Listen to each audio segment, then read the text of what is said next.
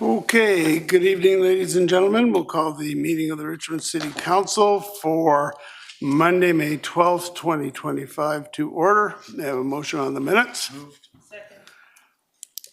Any discussion? All those in favor, opposed, carried. And Madam Clerk, any agenda additions or deletions? None, Your Worship. Okay, so that brings us to the appointments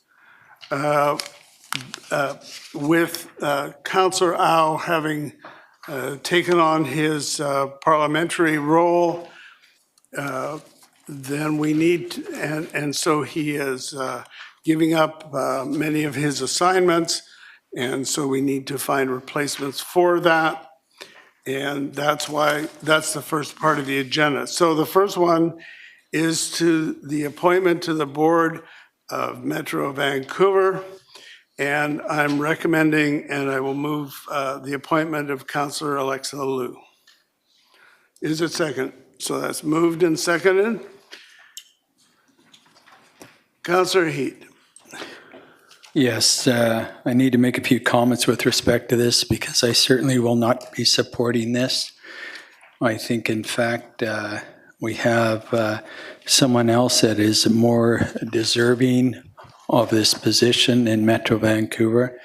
I think you have to realize that the three positions we have on Metro Vancouver are there to represent the people of Richmond, the taxpayers, the people that voted us in, and certainly the positions there are not for themselves or for their own benefits. I think qualifications speak quite clearly. When you look at, for example, Councillor Day's qualifications, her commitment to the people of Richmond, the fact that she has worked endlessly for decades serving this particular community. She's next in line for the position with respect to the seniority that we do have, and my understanding is previously this council has taken seniority into account with respect to this. I've been very vocal on some of the governance issues with respect to Metro Vancouver, and certainly having a voice of Councillor Day at the table representing the people of Richmond would be certainly a breath of fresh air. We have those three positions there. We seem to be vote as the three amigos always voting together with respect to what's going on there, and I think a diverse opinion would be certainly appreciated there. So I think we have more qualified people, and if people want to use the argument that a councillor has sat on committees there and all that, I guess my argument is if someone's voted out next time around in the civil election, the person coming in to represent them, they won't necessarily have those committees, but certainly will be qualified to sit on it. Thank you. Just before I go to Councillor Galanders, I just want to make a note that if you look to when councillors have been elected, in fact, Councillor Day and Councillor Liu were elected at the same time. Councillor Galanders. Thank you, Mayor Brody. Councillor Day is the first alternative to Councillor Au's seat. And when Au said he was going to be stepping down from that, I know that Carol expressed interest in fulfilling her position as being the one to step in for him as she is in line to do that role. That's what she agreed to. That's what she was appointed to do. She's very qualified, and it's absolutely nothing personal against Councillor Liu. She's also a very, very capable person and has been on Metro for a long time. But as Councillor Heat said, we are here for only the 4 years that we're elected to. There's no expectation that whoever's on Metro is going to be continuing on for years and years and years, because we can all lose our seats at any election. People have to be able to step in. I think that people see that we've got the longest, standing mayor in the provincial history, and Councillor McNulty is in that second seat, has been here for decades too, and I don't know if it's really representing Richmond to have the same people in there. And, you know, Alexa's been given some more opportunities on Metro, which possibly hasn't been fair, as Councillor Liu and Councillor Day were elected at the same time, and Councillor Day has expressed interest for many, many, many years to be given some opportunities at Metro, and she hasn't. And, you know, I think that I've heard through the grapevine that sometimes, I don't know if everything that's that our directors at Metro are saying are really representative of Richmond. I know that Councillor Liu made a stand about how she doesn't think that DCCs should be paid for by growth and they should be paid for by the taxpayers, and that was nobody else around the Metro table agreed with that. And I know that she's the only councillor on this table that agrees with that. So that's her own opinion. And I just think that we need to show that we are changing things up. There's been a ton of stuff in the news about Metro, about the overspending. People are feeling like there's corruption or whatever. We need to show that we're willing to change things up and not just put the same people in. You know, Alexa was a representative on the Oval, and Councillor Day expressed concerns about how the Oval was being run for years, and nobody ever listened to her. And if it was up to the mayor and others, it would have just kept going the way it was going. And we're showing that we're changing things. So I think, like, let's just mix it up and give somebody else a chance instead of just the same faces all the time. And she was next in line for the position, made it known that she wanted it, and I absolutely want to support that. I think that would be the right thing to do. And, you know, perhaps Councillor McNulty wants to give up his seat, and Alexa and Carol could both get a shot. And so I'm not going to support this either. It's absolutely not personal. Before I go to Councillor Wolf, I will say what was just said was fiction in many ways. Councillor Wolf. Thank you. Just to add 4 more points of validating Councillor Carol Day for the position. I would say that she responds more than any of us directly to people who write to all of Mayor and Council. You can see her responses on all issues. She's received the higher vote total than almost all of us sitting at the table.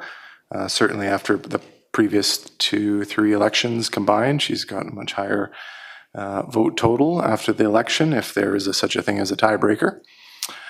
She's attended all the Council of Councils, as have I, and I've tried to find reason to speak up at each one of them, and she has. She's up at the mic speaking and asking questions at the Metro Board, the Metro Council of Council meetings, and also she's never received an all-expense trip paid for by a foreign government.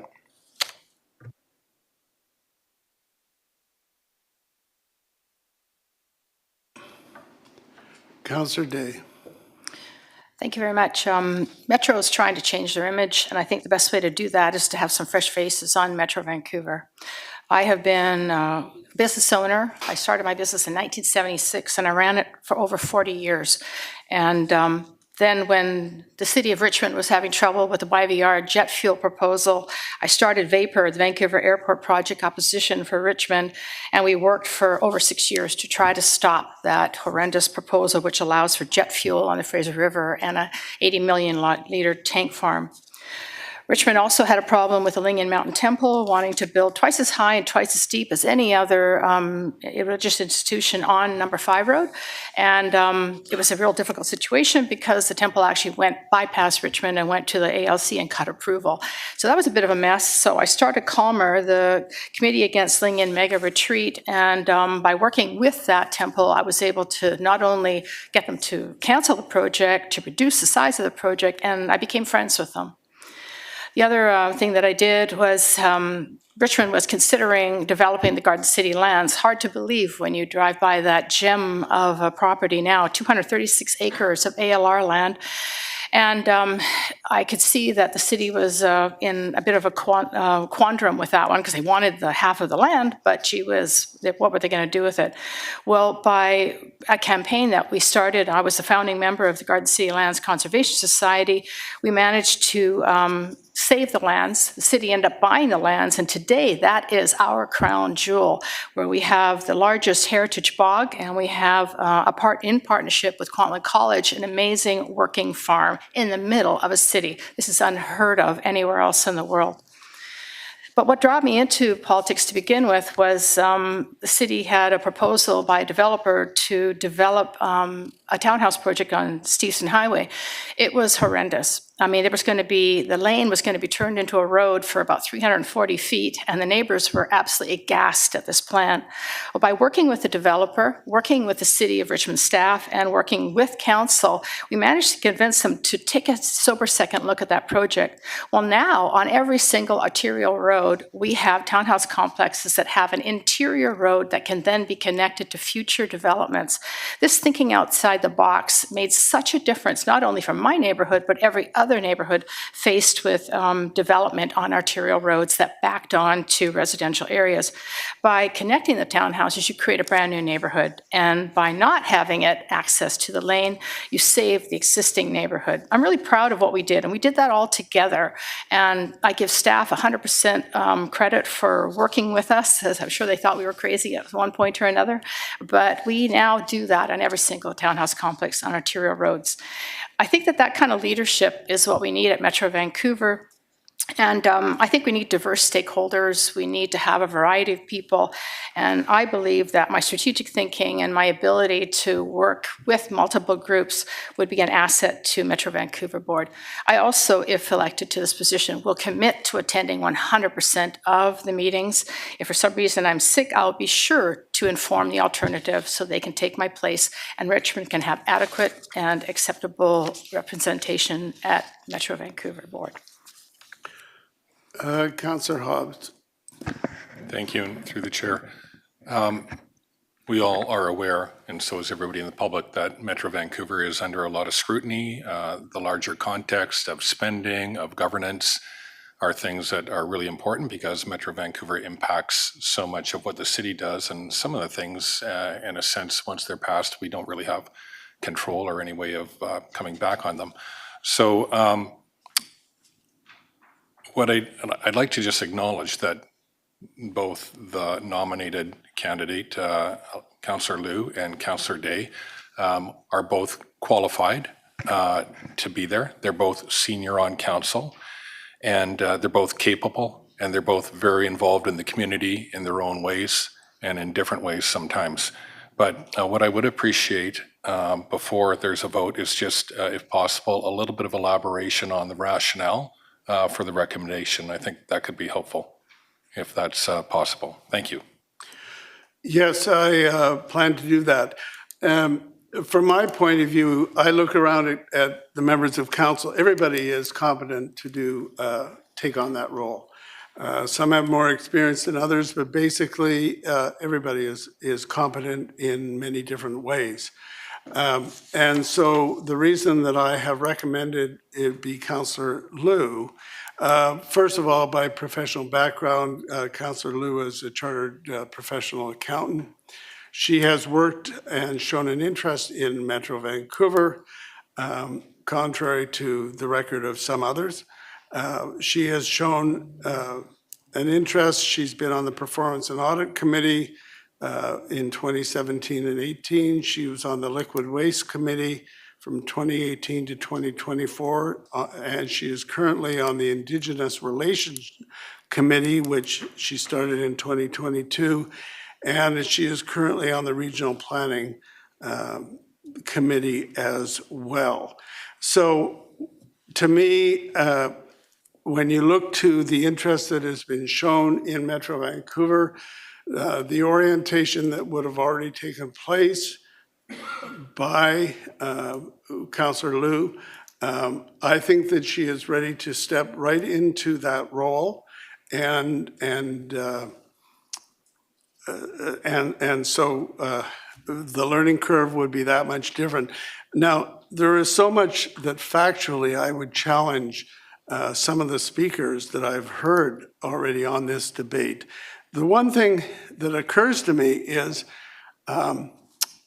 one counselor criticized Counselor Liu because she has some other thoughts on DCCs, and another counselor said, we need diverse opinions. We can't just have everybody singing from the same song sheet, basically. So, you know, I don't know what council is wanting, but I can say from my point of view, when you look to the record of Councillor Liu in terms of Metro Vancouver, when you look to her professional background and her qualifications, there is absolutely no question in my mind that amongst all the councillors, all of whom are competent and capable, I think that it is Councillor Liu that should be designated for this spot. Now, Councillor Heed, you have your hand up. You've already spoken. I'm going to challenge you on one of your No, you're not going to. No. The committees are appointed by the chair of Metro, not by you. And that's how she got on those committees. Tell it like it is. Yes, I will tell it like it is. Thank you, Councillor Heed. It is the chair of Metro Vancouver with the concurrence of the board that appoints the committees. And in the last go-around, it was Councillor Day who said that she would not seek a committee position this term. Contrary to that, Councillor Liu has been acting on a couple of committees. So it's incumbent upon a person to show some interest, and that's exactly what Councillor Liu has done. So with that, I'm going to call the question on this appointment to the Metro of Vancouver to the third position of third director. All those in favor? Point of order. What is your point of order? Point of order is Councillor Liu going to declare a conflict because this is a paid position and she's voting for herself to be on that position? That is not, first of all, a point of order. Secondly, any consideration of a conflict of interest is up to the person to declare themselves having a conflict of interest. And thirdly, all of council, mayor and council, have always voted for the Metro Vancouver positions, just like when we voted for you for Ecom. That's a paid position as well, and you voted for it. I am not receiving any remuneration From Ecom effective January of this year. Okay, but you have been, you did receive remuneration. So with that, I'm going to call the question. All those in favor? Those opposed? So that is carried with councillors Heed, Wolf, Day, and Galanter's opposed. Next we get to the positions, the standing committees. And the only change will be on the Parks, Recreation, and Cultural Services Committee. I'll designate Councillor Wolf as the chair. He was the vice chair, and Councillor Andy Hobbs, who was on the committee or is on the committee, he will be vice chair. That brings us to the appointment of council liaisons to city advisory committees and organizations until November 10th of this year. So I'll just do them as one motion. Anyone can split them out if you want. Economic Advisory Committee, I'm recommending Councillor McNulty. Same for the Minaroo Centre for Active Living Program Committee, the Councillor McNulty. And the Vancouver Coastal Health, Richmond Health Services Local Governance Liaison Group, I'm recommending Councillor Heed. May I have a motion? Moved and seconded. Discussion. All those in favor, any opposed? That is carried. Then we have the appointment of members of council as liaison to community associations, recommending for Thompson Community Association, Councillor Carol Day. May I have a motion? Moved and seconded, discussion, all those in favor, opposed, carried. And then members of council is the liaison to various city boards. We have two of them, Museum Society Board recommending Councillor Andy Hobbs, and the Richmond Public Library Board, it'd be Councillor Michael Wolf, who was the alternate, he'd be the first rep, and Councillor Alexa Liu as the alternate. May I have a motion? Second. Moved and seconded. Any discussion? All those in favor? Any opposed? That's carried. And finally, to council liaison representative to the societies and companies, to the Gulf of Georgia Cannery Society, recommending Councillor Andy Hobbs. Moved and seconded. Any discussion? All those in favor, opposed, carried. Now, may I have a motion to resolve in a committee of the whole to hear delegations on agenda items? Moved. All those in favor, opposed, carried. Are there any parties who wish to speak to us on an item on the agenda this evening? Mr. Dickey, come on forward. You know the drill. Please introduce yourself, and you've got 5 minutes. First of all, telling us which item you want to delegate on. I think it would be all to all the above that you just talked about appointments, really. No, those are non-delegable. We have voted on them. Well, let's see what you got left.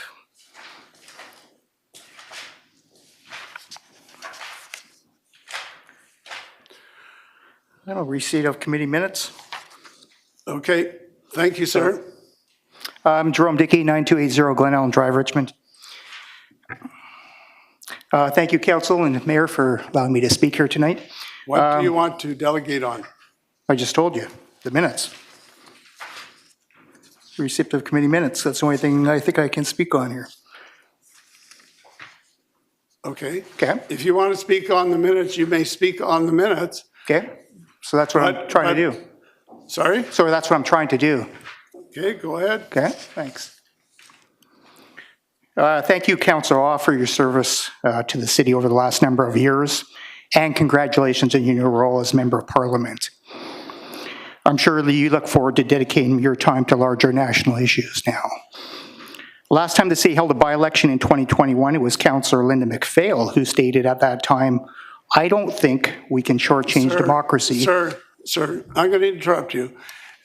Whether or not Councillor Howe should resign, whether or not there's going to be a by-election is I didn't not say on- anything about him resigning. So I'm not okay, sure where you're going. It is not on the agenda. What's okay? not on the agenda? You have the agenda in front of you. I sir. do. Okay. Yeah, so I'm speaking. I got 5 minutes, so I need to speak to council. No, you can't speak on just anything. You have to identify what it is on the agenda you're going to speak to. And I'm telling you that whether Councillor Howe should resign or I didn't say anything about the resigning. committees or anything else that we've already done is not delegable. Okay? So I think, have you got something you want to talk about? that's Yeah, on I'm the- talking. On the agenda. Yes, I just mentioned it. I'm speaking on to the receipt of the committee minutes. That's what I'm speaking to. Which committee minutes are you wanting to The speak? agenda item on there. So consent agenda, receipt of committee minutes. Well, which, you don't get to speak about the agenda. You have to speak to some substantive Okay, let item me find that is something here. on the agenda.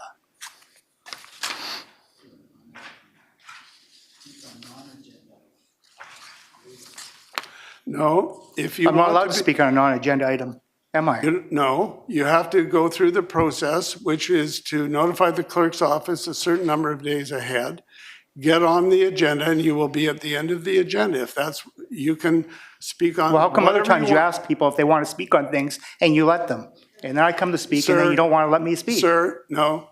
I'm not going to argue with Yeah. you, sir. I'm not going to argue. The spot you are in right now is for delegations on items on the agenda.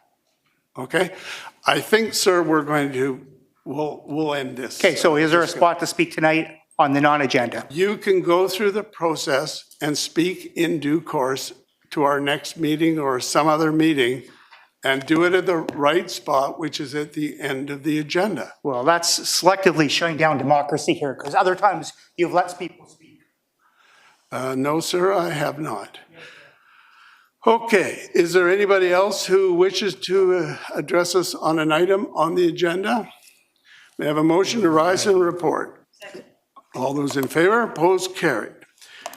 So we have a short consent agenda, which is receipt of committee minutes, Recreation and Sports Strategy Progress Update 2022 to 2024, the Stevenson Community Center and Library Interior Artwork Concept Proposal, the Housing Agreement Amendment applications to update the low-end market rental rents in 3 developments, and the 2024 consolidated financial statements. May I have a motion to adopt those by general consent? Moved. So that is on the floor. Councillor McNulty. Yeah, thank you, Your Worship. I'm just going to mention one, if I may, is the Recreation and Sports Strategy Progress Report as a template for what we're doing in the community. And I think when you look at that, and it's broken down into the 7 component parts to show that Richmond is a very, very active community in many, many aspects, everything from mental health to physical health to spirituality to literally innovation and technology. And some of the highlights, and very often we don't brag about some of the things we're doing because we have an active committee, but we've been in the top group in participation across the country many, many times, and we continue to be that. And when you look at the number of hours that's involved in the results, Your Worship, it's extremely impressive on that. I wanted to give a shout out for the Richmond Public Library Reading Club, for many of council members have been there and presented medals to these youngsters for reading like 25, 30 books, 40 books, and taking part in it, and being very proud to come up and get their a token of the medal to show what they've accomplished and take that home. And many of them coming up with a handful of books while they're getting the medal as well, saying, I'm continuing the reading. The one thing I do have a question for staff is the financial barriers. We've got a number of areas of what we have. And I got a question for staff. I asked Mr. Miller to come up. And it's a good summary, but I brought it up at committee. And I think in that area, we should be including all opportunities. And I noticed the Canadian Tire Jumpstart wasn't there. And I would like to see it be put in there. Not because I'm I am a proponent of any help they can get, but the fact that it is something that could be available to our people and how they do it.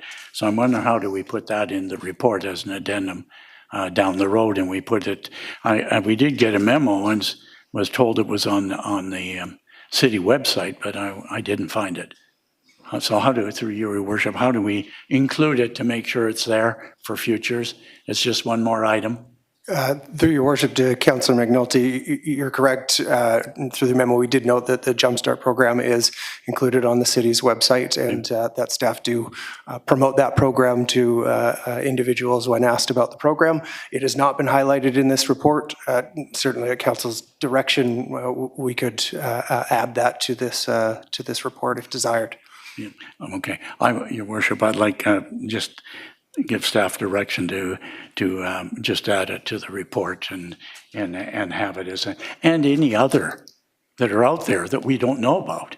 I think it's extremely important that we, as council members know, we created our little, I call it city recreation funding for those that are not covered by provincial sport governing bodies, for example.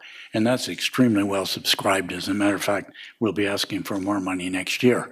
I think it's already, it was in debt and now it's moving along. I mean, just things like that on a recreational, I believe it's called fee program, the recreation one that you can apply through community centers for help. That's through your worship to Councillor McNulty, it's the Recreation Fee Subsidy Program. Good. Well, thank you. Because I think that's important that people out in the city need to know that if you do need assistance for your child to get into a dance program or a physical program of some sort, or a sport, there is opportunities. And I guess the final thing I just mentioned, Your Worship, is the seniors, Minera Seniors Society, those over 55, and how activity like Walk Richmond, those taking part in fun runs and walks, how active we are for those that are in the later generations, if I may say. So good job. I'm glad to see that this report is going to be shared with our partners and people, and especially Sports Council for information. But I really think it's important to get to the school board too. And I guess, Your Worship, I'm wondering if it can go to the provincial government and federal government, because physical education has been cut back immensely in the schools. For those of our teachers know that funding in the arts and phys ed, et cetera, are cut back, and this kind of thing to the board, and I suggest it goes to the MLAs and the MPs, so we can lobby on behalf of teachers to have those programs continue. Thank you. Just on that last thought, if we send it, we could send it to our local MLAs and the local MPs. To share with others. Yeah, okay, why don't we do it that way? So with the consent of the group, we'll add on a number, make this what you see there, number 1. Number 2 will be that a copy of the a copy of this report be forwarded to our local MLAs and MPs to share with others in their party. Yeah, perfect. Okay. Perfect. Thank you very much. Okay, so I'll consider that as part of it. Okay, Councillor Hobbs. Thank you, and through the chair, I'll be supporting everything on the consent agenda, and we've had some really good discussions at committee as well on a number of these topics. So I just want to mention 2 quickly. The first one is the same one Councillor McNulty just referred to, and I agree with a lot, well, everything that he just said, but it is a very comprehensive report. It's 2019 to 2024 with 7 key focus areas and 57 key actions. So there's a bit of a gap in its timing during the pandemic, but we've been assured that it's still current, still topical, and still completely valid, so it will carry on, and we'll have further updates on that. It does demonstrate, and I'm glad it's being shared widely, as we just talked about, because it does demonstrate how active Richmond is in various forms of activity and sport and recreation, and that probably goes towards our longevity in Richmond and also in terms of being a very healthy city overall. Just want to mention a couple of the highlights in it because it is worth reading. If you read it, it's amazing how much is being done. The MCAL visits, the Centre for Active Living in Minera, the visits are getting really high. The Barnsley Lifeguarding Championship that the Richmond Lifeguards won, I thought was a major accomplishment. There's all kinds of things in there. The London Farm Day is also part of it, so it's not just sport, it's a lot of other things as well. So there's many positive things happening, and if you want to get a quick snapshot, well, it's not that quick because it's a pretty long report, but if you want to get an idea as to what's happening, that's a very good report to read. The last thing I'm going to mention is shorter, and that's the Stevenson Community Center and the art piece that we dealt with in committee. Have a look at that because I think it's absolutely beautiful. There's no question that in that community center that's going to be a focal point. It's going to be a feature piece in the community center, and it's going to be absolutely stunning. So with that, Your Worship, I'll be supporting everything on the consent agenda. Thank you. Councillor Wolf. Thank you, Your Worship. Just speak on a few items on the consent agenda. I'll start off with item 13, the Recreation and Sport Strategy Progress Update. For those who didn't watch or attend the committee meeting on April 29th, we did start this item off with a video that staff put together, which is a nice visual representation of all the progress in this update. So you could go back to that meeting link and watch that. Just a couple items from there to highlight. First off, staff do keep data on the high demand and increase in participation in our events, be it drop-in as well as the programming. On page 70, you can see the stats on that. And I asked that committee about the kind of the wait list and watching which things are in such high demand that maybe we need to try and increase capacity for such things. That leads me to the next one. On page 86, it highlights our sport facility needs assessment, and that's led to us having a prioritized list of facilities that are in demand. One such facility, which will be coming in a future report, is the outdoor covered rink facility for future Richmond residents to use. Another item in there is on page 92 is one of the goals is access to nature within this strategy. And I got confirmation that staff will be working with the official community plan update to ensure that parks and part of parks at least are considered in the widening environmental sensitive area network for the city, which has a map that will be part of the OCP update. And finally, another one in there, page number 67 highlights the Bike to School education program. And I'm aware of students at McNair that are leaving tomorrow on a biking trip to Galiano Island for 3 days, where they'll be cycling, and they are some of the first recipients when they were in grade 6 and 7 of this Bike to School education program, where they got some additional training with outside agency to work with the teachers that maybe don't have that skill and training to utilize some of our bike trails to bring the confidence level up of future cyclists in Richmond. So I think there's lots of great things in the strategy. I just highlighted a few. I do have a question on item number 14. That's this Deepson Community Center and Library Interior Artwork Concept Proposal. So at committee, I brought in a AI-generated image that showed a red-crowned crane standing next to a sandhill crane, because normally they wouldn't be side by side. But the sandhill crane is something that nests in Richmond. The red-crowned crane nests a long ways away from Richmond.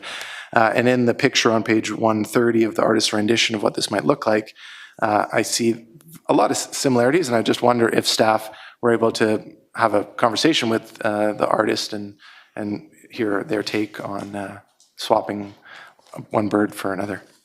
Through your worship to Councillor Wolf, should council approve this concept, we'll be getting into a contracting phase with the artist, and then we'll be discussing the design, the refining of design through the design development process with the artist.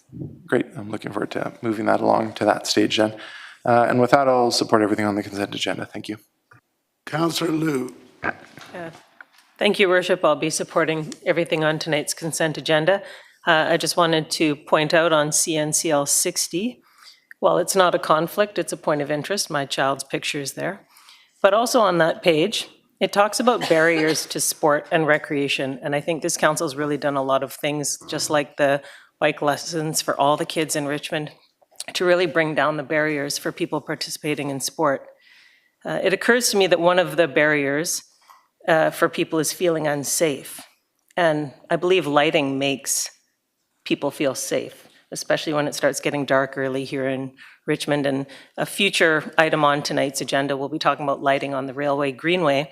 But in the report, it also, in this strategy, it also talks about measuring the use of pedestrian and bike routes. And I have a question to staff, and I'm wondering, will we also be keeping track of which routes are illuminated and not illuminated, so that we can have that comparison if some are being used much more, or if we can add that in, that feature when we do the measuring, when we start keeping track of the volumes of people. Because I understand when we first opened the Railway Greenway and COVID happened, I understand bike use on the Greenway increased 300%. Are you talking about the Railway Greenway? Because that's off the I'm consent. talking about recreation and sports strategy. So when because we've added a number of bike routes in Richmond, and one of the items in the strategy is to measure pedestrian and bike routes and the usage of them, and keep track of what people are doing and how they're increasing, because I believe they will increase. I think the Steveston, we can see it all coming to fruition slowly, agonizingly, but we see it coming to fruition. And because it's lit, I believe that we're going to see a lot more traffic on it in the evening hours. And I think that can inform us for future projects on whether we light them, the appropriateness of it, and then how much expected use we're going to have of those spaces. So I just wanted to put that in for that, because if we're going to do the measurement, it's important to differentiate between illuminated and non-illuminated, so it can inform us of how we want to move forward for various things like that. Thank you.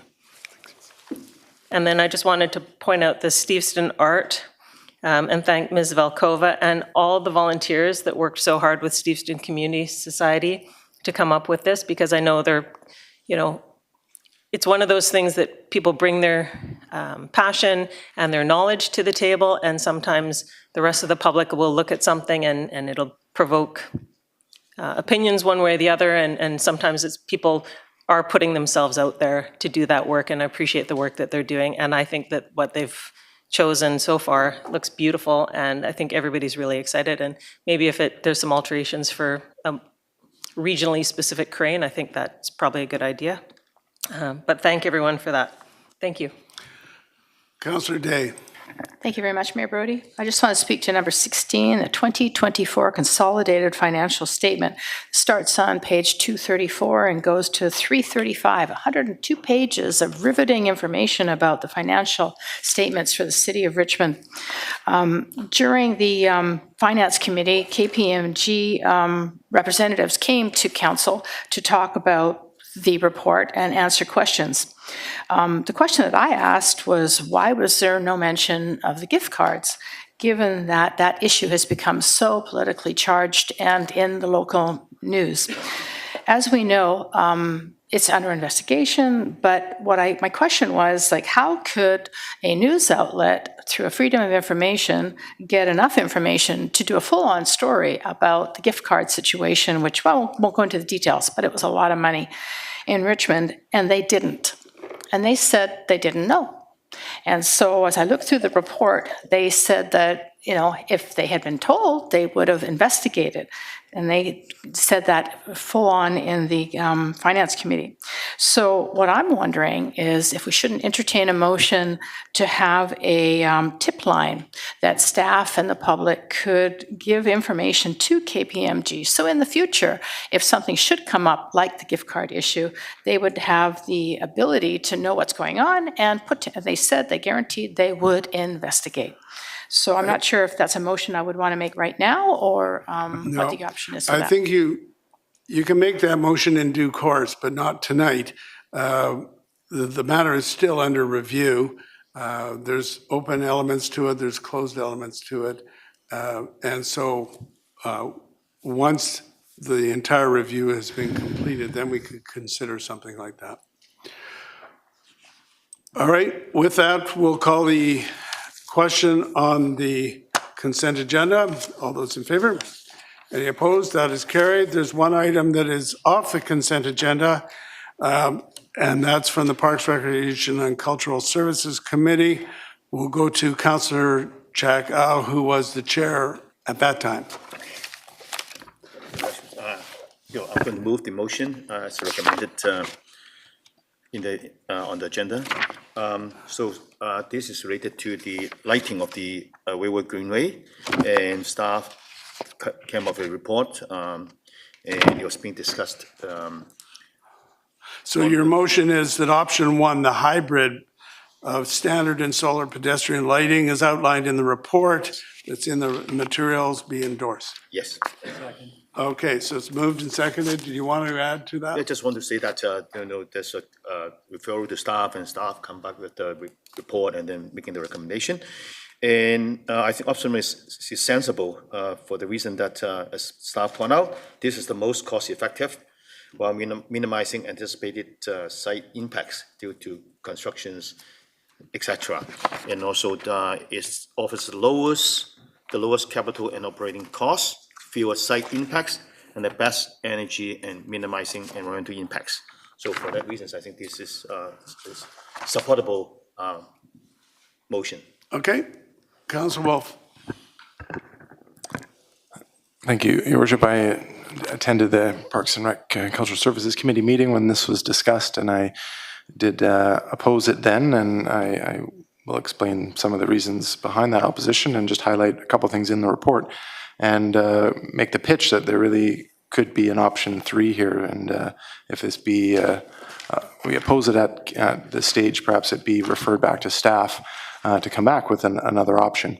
And the option I'd be seeking is an option that prioritizes sites with solar only, not the standard pedestrian lighting. The reason for that, as is highlighted in the report, page 340, 341. The standard pedestrian lighting, which is half of this hybrid option that's on the table, has the greatest site impacts due to construction, as it requires trenching for conduit and service connections. It would also fail to capitalize on this opportunity for innovation that solar presents itself. Later in the report, it highlights under additional notes on options that solar pedestrian lights approach with an ease of implementation, reduced site impacts, and environmental benefits. And it also highlights that the solar pedestrian lighting has been widely used in similar applications with success, including along the Arbutus Greenway in the city of Vancouver. We've been given 3 options. Option 3, status quo, definitely hearing the high percentage of users and residents wanting some form of lighting for safety. Yes, status quo is not the way to go here. We need to make some actions and some expenses. Option 2 comes with a lot of negatives in the report, the standard pedestrian lighting system. Option 1, the one on the table, has a little bit of a combination. But I think we could even get a better option on the table, and we almost had it at committee, where we have solar, and we start by putting them in the locations highlighted in attachment 1, the map on page 343. And there are 3 locations you can look down on the right-hand side where solar pedestrian lights are recommended. So we start in the 1, the 2, and the 3 locations. And if implemented, if this innovative technique works well for Richmond, then we expand that into the other locations that are labeled as standard pedestrian lighting recommended.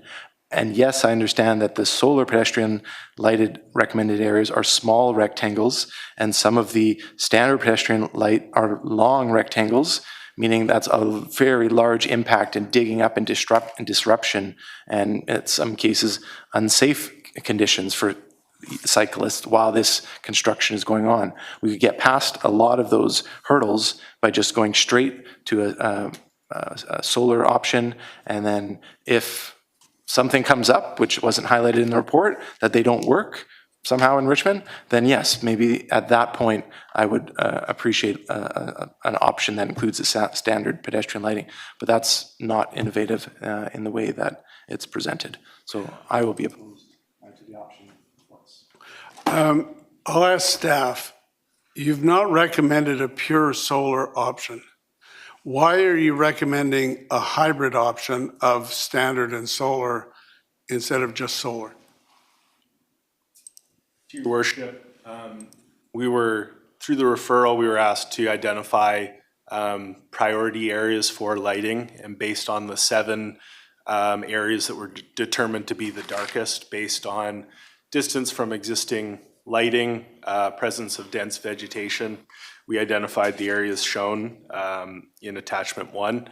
And following discussion with our colleagues in engineering and public works, given that solar lighting is not already an adopted standard for the city, while we feel it presents an exciting opportunity for innovation, it does also present some unknowns. And in order to mitigate those risks and present a strategy that we are comfortable in delivering and maintaining and operating, we determined that a multi-pronged approach combined with standard pedestrian lighting was the recommended approach preferred by our colleagues. Right. We've got some other speakers. Councillor Hobbs. Thanks, and through the chair. Well, thanks for the report, and also thanks for going back a couple times on this issue, because we've had quite a few discussions at committee about it. And on the solar versus standard lighting, I appreciate the points that Councillor Wolf just made, but also the explanation that we were given at committee, and again, more briefly just now, is primarily why I did support option one with the hybrid combination of lighting. I just want to make a couple comments on the Greenway itself, the Railway Greenway. I mean, we all ride it, we all walk it. I did go out there on a really rainy night, actually, in November and checked out the spots and came up with the same locations that are identified in the report, and they definitely are the darker areas. There's a lot of shrubbery and trees and that kind of thing. So you have the option of raising all that to the ground, and it would let more light from Railway and McCallum come through in spots, or Yale, but that's not what we want to do. So hence the lighting in these kind of strategically located areas. I think it's important because public safety is important to all of us, and lighting, as has been mentioned earlier tonight, is one of the most effective ways to provide some safety for people, and that they can see what's around them. I think this option is reasonably balanced between providing lighting and safety and visibility, but also taking into account neighbors' privacy and not having big lights shining into their backyard, and also taking into account wildlife and other users who, may want to have more of a country kind of feel to their trek. It's important to note the public support in the report that was highlighted, and I just want to end it with, when you think of the lights, we tend to think of street lights, and these, as has been mentioned, are more like the MUP lights on Stevenson Highway, which are quite low in lighting intensity. So I think they can work well without disrupting the neighborhood. And again, I just want to thank staff for, in the end, coming up with what I consider to be a very workable option. Thank you, and I'll be supporting option one recommended. Councillor Heed. Thank you, Mayor. Well, I'm not going to sit on the fence like my fellow councillor is on this one. I was in support of standard lighting back in committee on this, and you may recall, and it was for the safety point of view, but I am reconsidering that, certainly. I'm not sure the hybrid is where I want to go on this. So my questions are related to, just over $1 million is recommended of how much this is going to cost the taxpayer of Richmond. What is the cost saving if we went strictly solar? Do we have any estimation? Is it more expensive or more efficient?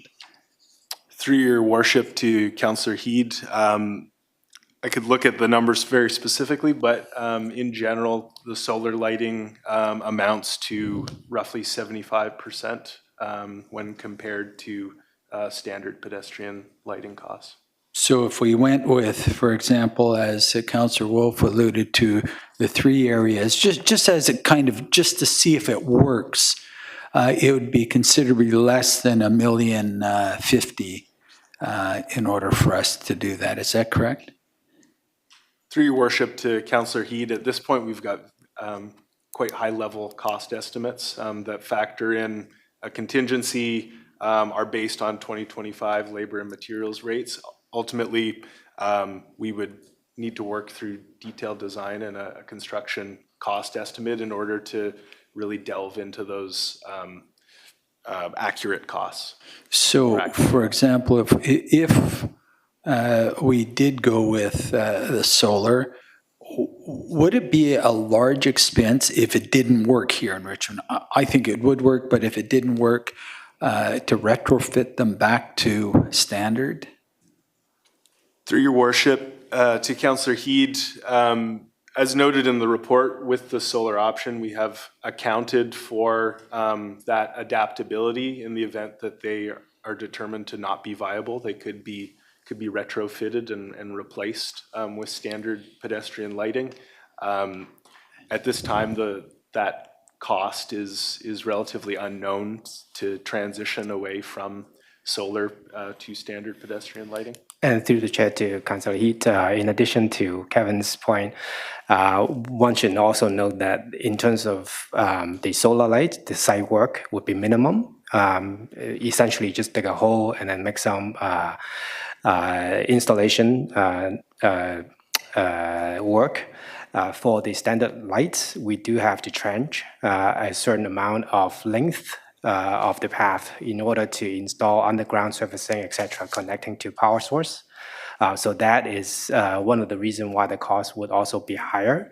To your question, if we are to try solar, but then eventually switch back to standard lights, then there would be a significant cost for that. Thank you. Very appreciated. Usually, if I've got questions, I usually give them to you before I hit you up with them, but thank you very much for doing it on the spot. I don't know if Councillor Wolf is going to put forward a motion with respect to his discussion on the solar part of it, but I guess we'll wait and see. Thank you. Councillor Glanders. Thank you, Mayor Brody, and yeah, really good discussion around the table, and you know, looking back, perhaps we could have discussed it more at committee and come up with that referral at that time. But so I was on the fence about lighting at first because I've heard from some people in the public that and myself, you know, caring about it being a wildlife corridor. We've put so much effort into creating that beautiful habitat, and so the idea of lighting it all up is concerning to me. But at the same time, as Councillor Hobbs mentioned, you know, 78.5% of people supporting some type of lighting is absolutely essential that we do it. And Councillor Liu makes very good points as well about, you know, increasing usage. We want that, but the residents definitely want lighting that's going to reduce adverse impacts on the wildlife. We had gone back to staff and asked them to come back with a different option that only lights up the dark areas. I agree with Councillor Hobbs. With these 7 areas, I also use the trail all the time, and I completely agree that those would be the dark ones. Personally, I just use a headlamp and I'm fine with it, but if people aren't, then, you know, we have to listen to that. And we also had the gentleman who came to and spoke on this, means a lot to him, and had the petition and whatnot. So I think that you've come back with what we've asked you to do. At the same time, the idea of doing that trenching and putting in the standard poles in those sensitive areas does concern me. I would like to just know that we've looked at all the options, sort of like how we did with Bark Park. I don't want to delay this and draw it out. I think we all agree we're going to do lighting. But just making sure that we do the absolute best thing. Because you know, we've got ducks that nest there in the ditch. We've got, I see raccoon families are living in the hedges, and I just like, and I don't know if we've done that was one question I've got of you. I'll stop my rant with some questions.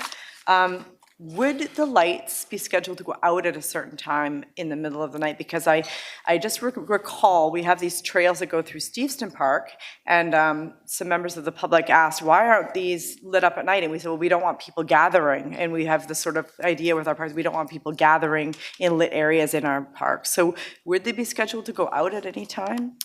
Through your worship to Councillor Glanders, as part of the detailed design phase, we would be looking at a more detailed assessment of light impacts and similarly measures to mitigate those. So there are a few different ways we could do that, including lighting controls with either lights on a sensor or timer. So ultimately those sort of specifics would be determined through the detailed design process, but we would be certainly incorporating various measures to ensure adverse impacts on both wildlife and adjacent residents are mitigated. Okay, and then just another thing, are we going to consult with to see if there's any bats roosting in the area and if there's an issue with light? Through your worship to Councillor Glanders, a wildlife assessment, a more detailed assessment of those specific considerations would also comprise part of our next detailed design phase. Okay, and so just to wrap up my comments, you know, I think that a referral is a good idea if we can turn it around quickly, just to come back with what the cost estimate would be for just solar, implementing a few sections first, and just seeing, because the idea of it being less invasive, less trenching, less infrastructure, also 75% possibly of the cost, then I would support that. Councillor Day. Thank you very much. Thank you very much. So how does the cost of this compare to the lighting we put in on Steveston multi-use pathway?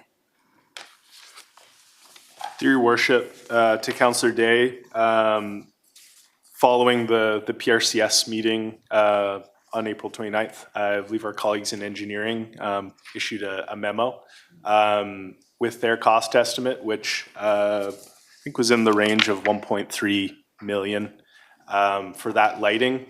I should note that the cost estimate we have in this report reflects 2025 dollars, our current labor and material rates. It's also affected by things like proximity or distance to existing infrastructure and service connections. Okay, the budget on this is just over $1 million, so it's not an insignificant amount of money. What I never understood on the Stevenson multi-use pathway is why we needed all that lighting when there was already lights there. So I have the same question with Railway. If you are riding a bike, you should be on the bike path on Railway, which is fully lit, as all other major roads are as well. So I think Councillor Wolf is on the mark here. Why don't we put solar lighting in the areas that really need it, where it's dark? And if those cyclists want to ride on Railway or the pathway, they simply ride where the lights are already. Like, it seems ridiculous to light up the whole thing. And I know lots of people who live in that area, and they're lukewarm to having it lit up, like, as some people said, Las Vegas. So I would suggest that referring this back to do a phased-in approach where solar lights, which are 75% of the cost, and they allow you to do more research to see exactly how well they're working, be in the key points, and the map on 343 indicates where the key areas are. And then let's see how it goes. It'll be easier on the budget for the Finance Committee. It'll also be easier on the people who use that pathway, because if you look at all of the areas where standard pedestrian lighting would go in, that's going to be ripping up a lot of areas of that very popular pathway. And I suspect that that will be unpopular. So I would suggest, I'm not sure if Councillor Wolf wants to make a motion that we refer. No, we're not going to have a motion yet. Okay. I'm going to go to Councillor Liu, but before I do, I just want to remind people, the multi-use pathway is that. It's multi-use, so it's pedestrians and bikes. So please keep that in mind. Councillor Liu. Thank you, Worship. Thank you for the report. You know, I worry a little bit that we're looking at it today, and in 20 years, a lot of those trees that are on the Railway Greenway are going to be significantly bigger.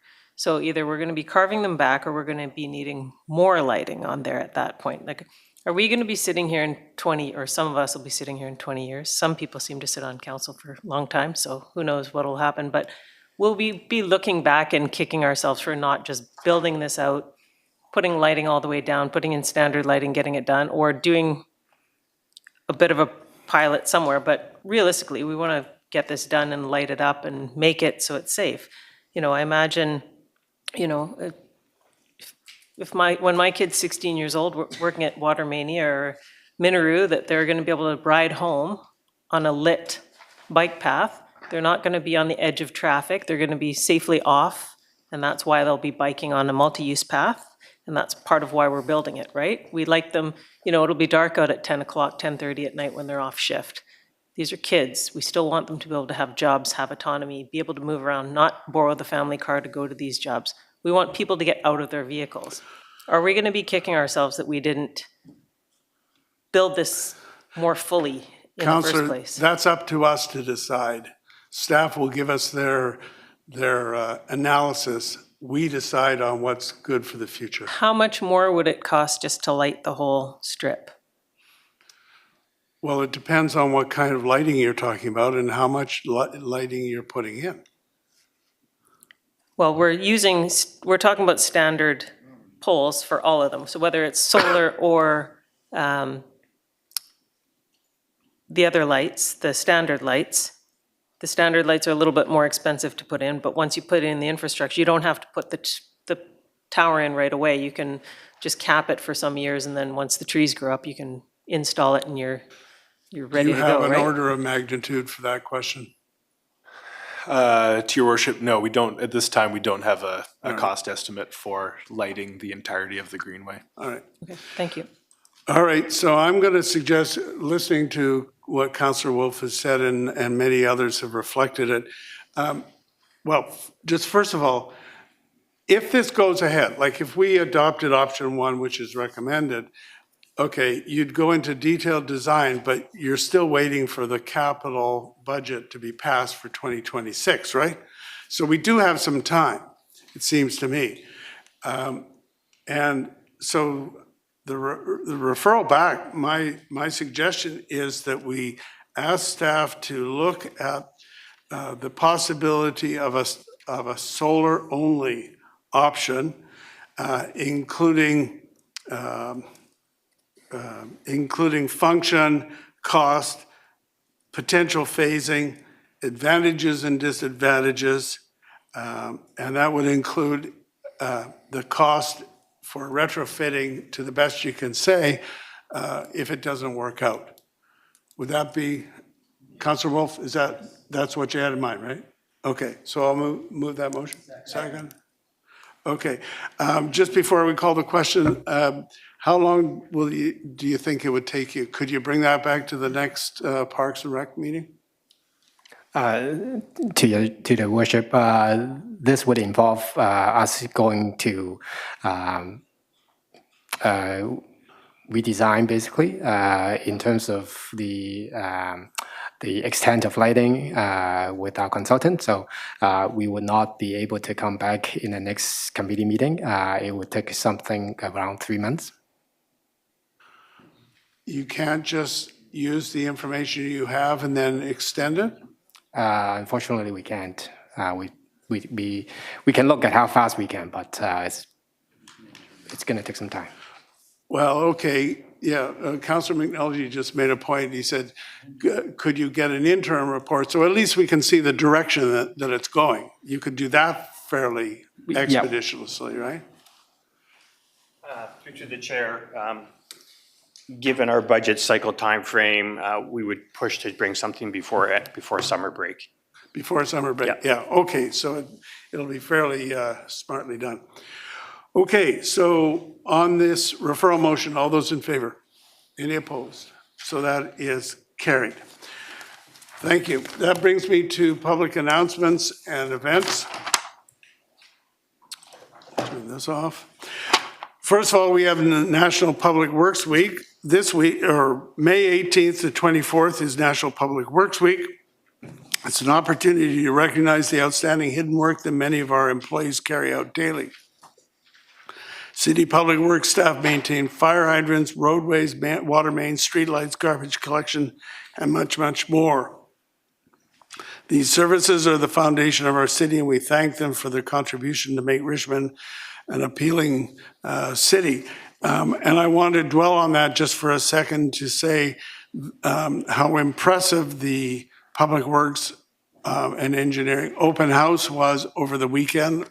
Some of the councillors were able to get there along with me, and it was extremely well organized, extremely informative, and they were able to deal with questions and observations and the approaches of the very young to the seniors. So it was really a good event.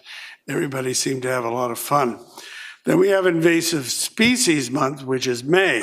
And the city encourages everybody to become aware of the plants and animals that threaten our native environment. Over 24 invasive plants, animals, and insects have been detected in Richmond, including high-risk species such as knotweed, giant hogweed, and fire ants. So if you want to learn more about the invasive species and how to address them, go to our website /invasives. And Steveston Outdoor Pool opens. It opens for the season Saturday, May 17th. The shallow tot pool for youngsters will also be open for hours and fees. Go to the city website. And finally, a reminder that City Hall will be closed on Monday, May 19th for Victoria Day. Online services will be available 24/7, and a complete list of city and association facility hours can be found on the website. So, Madam Clerk, bylaws for adoption. Thank you, Your Worship. There are 2 bylaws for final adoption with no noted opposition. Moved and seconded. Discussion on that? Counselor Day. Yeah, we actually skipped new business, and I thought I should just bring up that the alternative list for Metro Vancouver was not decided on tonight, and I wonder if we shouldn't do that as well. When? Or, No yeah, time like we'll do that at some point, yes. But that's actually not an item for new business. That should have been brought up right at the top. Anyway, so all those in favor of the bylaws? Any opposed? That is carried, and we are now adjourned.